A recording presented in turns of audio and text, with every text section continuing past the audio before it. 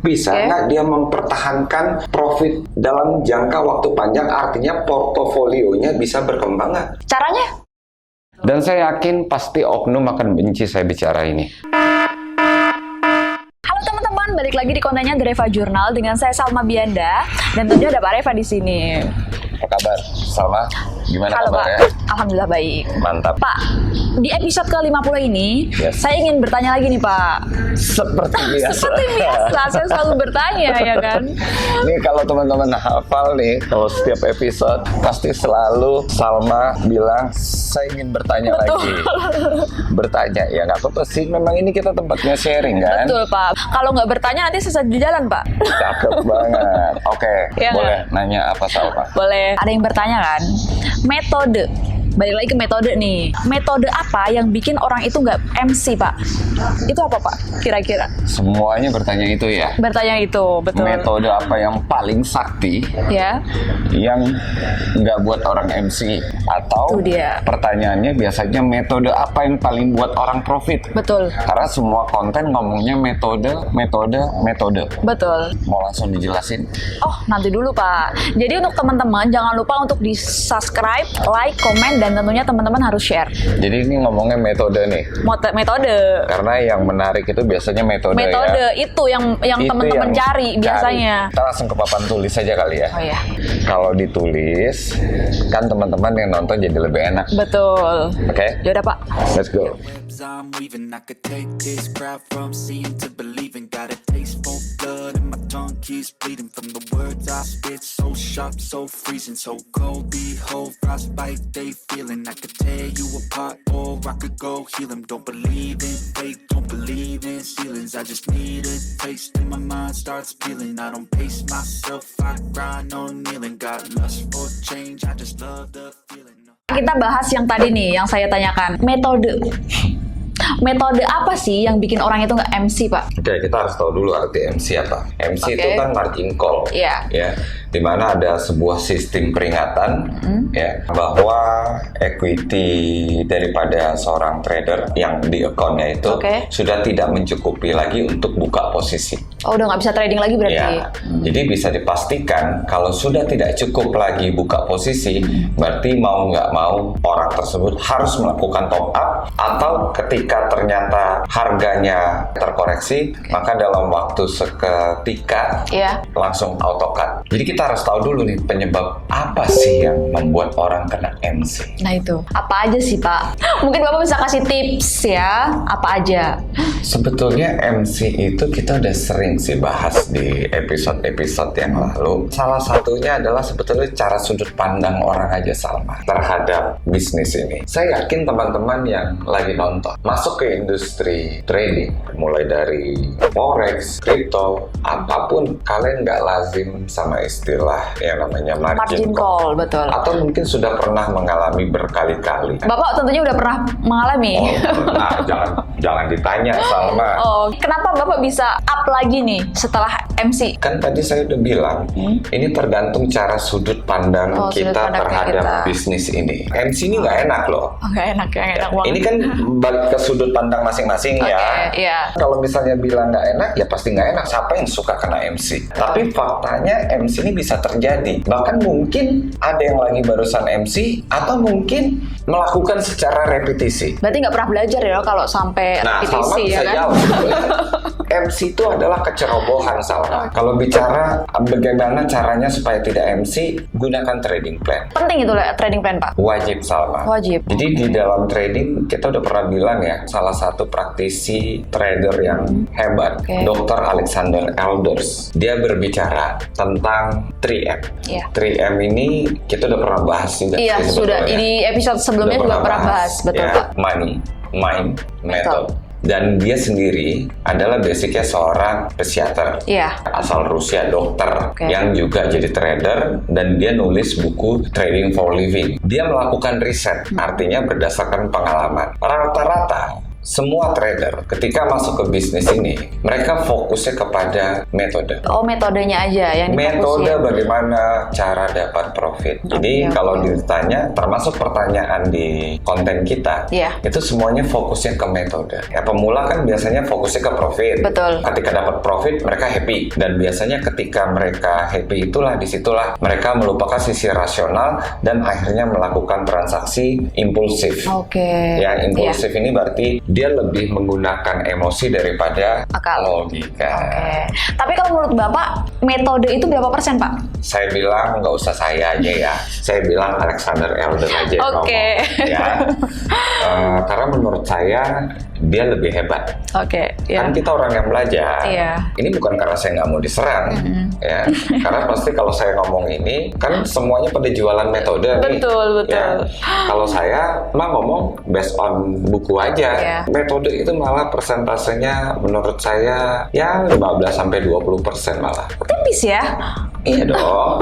Loh, sekarang Tipis ya? sekarang saya mau tanya Salma.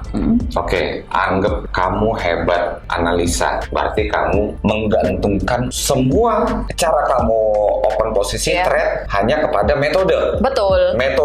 Metode ini macam-macam Iya. orang sebut. Orang, ya. benar. Tapi kamu melupakan sisi yang namanya resiko. Resiko. Itu banyak, Pak. Iya, ya banyak. Betul banyak. Kita harus tahu metode tidak ada yang Purna. Iya. Kenapa? Kita bukan Tuhan. Kita ini manusia. Nggak luput dari yang namanya Kesalahan. Betul sih, Pak, itu. Nah, yang paling penting apa di sini, Pak? money management. MM. Yes. Oke. Mindset. Saya kasih rasional ya. Orang yang Tulisan. menggunakan money management baik atau bisa kita sebut dengan pemahaman resiko yang baik. Betul. Kalaupun dia tidak jago soal metode atau analisa, dia akan baik-baik saja. Ini kita ngomongnya pakai data. Banyak orang yang fokusnya, saya maunya metode Metode, profit." betul, metode banyak banget. Faktanya seperti itu kan. Benar. Itulah kenapa banyak orang lupa sisi bahwa profit dan loss itu berdiri sama. Sejajar ya. Ya. Kebayang nggak kalau orang hanya melihat sisi profit saja, maka dia akan melupakan sisi resiko atau loss. Iya. Ya. Tapi saya yakin kalau orang fokus terhadap resiko, masa ia dalam analisanya salah terus? Nggak mungkin sih. Pak, terus apa hubungannya, Pak? Sudut pandang sama MC itu? Waduh. Apa hubungannya? Coba Bapak jelaskan dulu gimana. Orang yang hanya memprioritaskan profit itu biasanya ya mungkin dia dapat. Cuma pertanyaannya, bisa nggak dia mempertahankan profit dalam jangka waktu panjang? Artinya portofolionya bisa berkembang nggak? Oke, jadi profit itu gampang Salma. Caranya? Loh, tinggal buat transaksi antara dua. Kalau nggak dia loss, ya profit. Oh, itu Benar dong. Logikanya Cuma dua itu. simple kan? Oke. Simple. Simple kan? Simple. Tapi kan semua orang kalau kita bilang gini pasti sebel ya, enak banget ngomongnya. Ya kan? Iya, benar. Benar. Nah terus pertanyaannya, mau nggak belajar bagaimana kamu bisa menjaga portofolio? Artinya transaksinya ketika diakumulasi, kamu profit dikurangi loss, hasilnya profit. Oke. Kenapa saya bilang sudut pandang seperti itu? Ini ya, saya dapat dari buku Psychology of Money. Menjadi kaya versus tetap kaya. Ini kalau Iya. kita analogikan di trading. Mendapatkan profit versus tetap profit. Iya.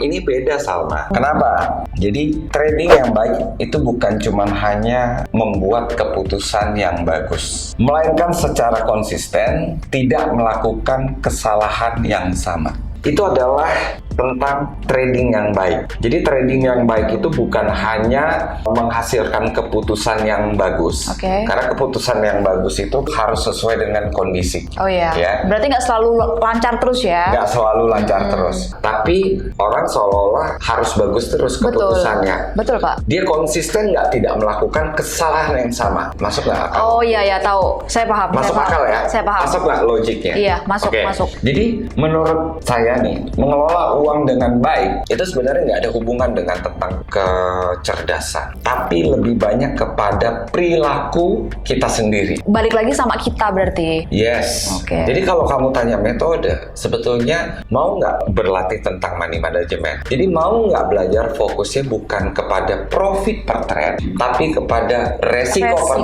trade. Oke.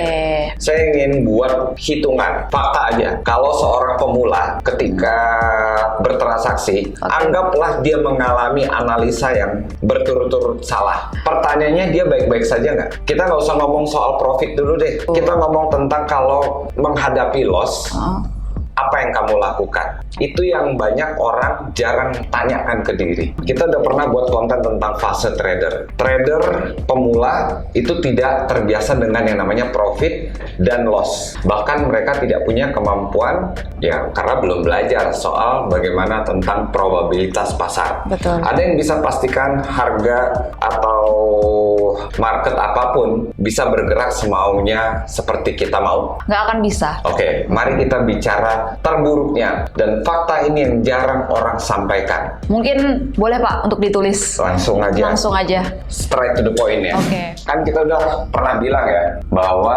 yang penting itu adalah money management. Kemudian mind atau disebut psychology trading. Baru yang berikutnya adalah metode. Kalau ditanya, berarti kan metode penting juga, ya. Kan biasanya orang-orang pada metode dulu. Pasti, ya, karena semuanya terfokus bagaimana dapat profit sebesar-besarnya. Betul. Tadi kita mau bilang bagaimana kalau shit happen terjadi. Oke. Kan kita tahu tadi pasar nggak selalu bergerak seperti yang kamu mau. Betul. Oke? Iya. Berarti apa yang harus kita fokusin yaitu tentang money management. Berikutnya Mind. mind. Artinya kita rasional dalam melihat opportunity tentang profit baik juga loss. Iya. Jadi harus fair dong. Betul. Ngomongin profit ya juga harus ngomongin loss dong. Betul. Mungkin boleh dijelaskan Pak manajemen Ya. penggunaannya. Oke, anggaplah seorang trader dia memulai modal $30.000. Gede ya. 30.000 gede. Gede ya. Iya. Wah, karena rata-rata kalau dia berpikir, wah ini modalnya gede, gue pasti dapat profitnya gede juga. Benar nggak? Kita buat comparing 30.000 ini masing-masing anggap ada 3 orang trader. Dengan modal yang sama, anggap pairnya sama, waktu transaksinya sama, dan ternyata kan namanya pemula, analisanya salah terus-menerus. Jadi dia mengalami yang namanya consecutive loss. Jadi loss secara beruntun. Mari kita compare. Yang satu pakai risk per trade-nya 20%. Yang satu risk per trade-nya 10%. Ini kan yang sering diajarin orang-orang. Kenapa? Karena mereka bukan bicara risk per trade, mereka bicaranya profit per trade. Betul. Benar ya? Yang satu lagi risk per trade-nya 1%. Waduh Pak, itu 1% kapan kayanya Pak? Kan kita udah bilang bahwa trading itu bukan lari sprint, tapi tentang maraton. Transaksi kita yang kita lihat adalah akumulasi kita dari waktu ke waktu. Pertanyaannya, buat apa kamu dapat profit besar kalau ternyata besoknya kamu nggak bisa trading lagi? Kalau masih ada uang ya silakan. Cuman kan apa ya itu dilakukan terus. Tadi kita udah bilang kan, orang mendapatkan profit dan menjaga untuk terus berkembang adalah bukan hanya untuk membuat keputusan yang tepat, ya, tapi tidak melakukan kesalahan secara konsisten. Oke, tadi kita udah buat nih risk per trade 20%, 10% dan 1%. berarti kita buat tabel aja, Oke, lebih gampang ya. lebih gampang ya. Mulai sama-sama transaksi. Ini kita bicara sesuatu yang nggak oke terjadi. Dia mengalami loss beruntun. Mari kita hitung sama-sama. Start trading 30.000. Kalau bisa profit sebesar-besarnya. Dan konsisten, biasanya kayak gitu. Iya, ini anggap si trader. Sebut saja namanya, anggap aja nama R deh, nama saya aja deh. Biar orang-orang nanti disangka nyindir atau apa. Nama saya Reva, udah pakai inisial saya R. Yang ini mungkin Saya aja S. S. Salma. Iya. Nah, yang satu lagi Iya, Yuda aja. Yuda. Oke. Pas kan? Ya, maka si R ini ketika transaksi pertama berlangsung, mengalami namanya loss. Dia meresikokan dengan lot yang besar juga, ya. Kalau misalnya ternyata biasanya dia menggunakan pasti lot yang lebih gede, ya. Apa yang terjadi ketika dia mengalami risk per trade-nya 20%, maka sudah dipastikan 3.000 kali 20%, maka transaksinya adalah yang loss 6.000. Si Salma loss-nya 3.000. Bedanya si trader Y, ya, si Yuda cuman hanya 300 dolar. Berarti kalau dihitung equity-nya yang ini tinggal 24.000. Ini tinggal 27.000. Betul. 29.700. Berarti transaksi yang berikutnya dia akan kehilangan sekitar 4.800, benar nggak? Betul. 24.000 kurang 4.800 dapat berapa? Berarti 19.200. Buset. Yang 27.000 mengalami lagi consecutive loss yang kedua. Berarti minusnya 2.700. Berarti ada Tinggal 24.300. Kita hitung lagi di transaksi yang pakai 1% ini 297 dolar doang dong, Iya, karena kan cuma 1%. Tinggal dikurangin, berarti dapat 29.403 dolar. Betul. Ini baru 2 transaksi. gimana transaksi ketiganya kira-kira. Di sini tanpa sadar dia udah mengalami yang namanya drawdown sangat besar banget. Betul. Kenapa? Karena dia pengen dapat profit sebesar-besarnya, melupakan sisi ada kemungkinan resiko. Apa yang terjadi? Biasanya akan menimbulkan, wah udah mulai panik nih, gue pengen dapat profit segede-gedenya. Betul. Coba kita hitung, kalau dia mengalami consecutive loss lagi 20%, berapa kira-kira yang terjadi? 15.360. 15.360. Yang 10%? 21.870. Yang 1%? Coba, ayo. 29.108 dolar. Betul. Transaksi keempat, equity-nya tinggal 288. 288 dolar. Iya. Yang 10% dia meresikokan 10% lagi, ternyata mengalami loss lagi. Berarti equity-nya tinggal 19.683 dolar. Sementara Yang 1% berarti kalau dihitung equity-nya masih ada 28.817. 2817 dolar. Saya nggak usah ngomong, udah bisa hitung kira-kira di transaksi keberapa trader R ini mengalami yang namanya margin call. Apa yang didapat dari pelajaran ini? Trading bukan cuma soal profit, tetapi bagaimana tentang menjaga pemahaman yang logika. Berpikirnya pengen dapat profit besar, kita akan lupa sisi yang namanya rasional. Walaupun kamu terjadi mengalami consecutive loss, apa iya kamu akan melakukan kesalahan sebanyak 10 kali berturut-turut analisa? Nggak mungkin kan? Pasti akan kita mengalami yang namanya analisa profit. Kalaupun kena 10 kali ya, 1% Iya. itu masih aman. Ini masih sangat aman lah. Bener nggak? Betul. Oke? Ini fakta loh yang banyak orang abaikan. Betul. Jadi sekarang pilihan, mau belajar money management dan belajar tentang bagaimana karakter. Ini kan soal karakter, ya. Kalau dengan seperti ini otomatis kita akan baik-baik saja. Bener nggak? Betul. Ini kan akan baik-baik saja. Kalaupun kita naikin 2%, ya masih tetap Masih tetap oke. Beda dong dengan ini. Apalagi kalau ada langsung 50%. Wadaw. Sekali loss langsung setengahnya selesai. Sebetulnya apa yang diajarkan sama Dr. Alexander Elders itu berdasarkan pengalamannya. Bahwa money management, mind, bagaimana kita mengelola sudut pandang kita, itu sangatlah penting banget. Bahkan metode biasa-biasa saja dengan money management yang baik, semuanya bisa berjalan kok. Mudah-mudahan bisa ngebantu teman. Kenapa kita bicaranya apa adanya. Dan saya yakin pasti oknum akan benci saya bicara ini. Tapi by data, Pak. Ini kan by data. Iya. Ini kan hitungan. Coba hitung, ayo sama-sama yang lagi nonton. Hitung aja. Sengaja saya nggak selesaikan sampai bawah. Silakan jawab sendiri. Yang di 20% di transaksi keberapa habis uangnya. Kalau dia mengalami consecutive loss, bahkan saya rasa di sini aja dia udah mulai goyang. Betul. Oh, di sini lagi lebih pecah, udah mulai tuh timbul pemikiran, wah ini trading nggak bener. Iya, ini salah ini tradingnya. Dan kalau seperti ini terus dilakukan secara konsisten, kira-kira akan membawa hasil nggak? Nggak, pasti. Ya kalau dia bisa belajar sih mungkin, tapi kalau dia nggak belajar sama sekali, ya kelar. Jadi pertanyaannya memang nggak ada yang suruh Anda buru-buru untuk sukses di sini. Ini semua tentang pelajaran, dan kita coba ngasih ini secara logika. Silakan komen, di transaksi keberapa kena margin call yang 20% sama 10%, oke?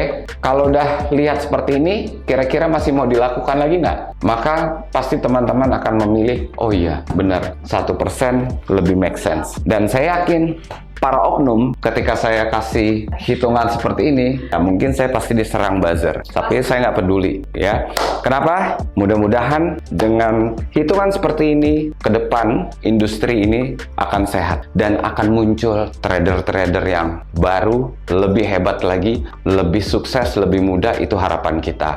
Berarti kalau makin banyak yang baik, ya tentu aja makin bagus dong. Saya rasa cukup ya kali, Salma. Nanti kita ngobrol-ngobrol lagi.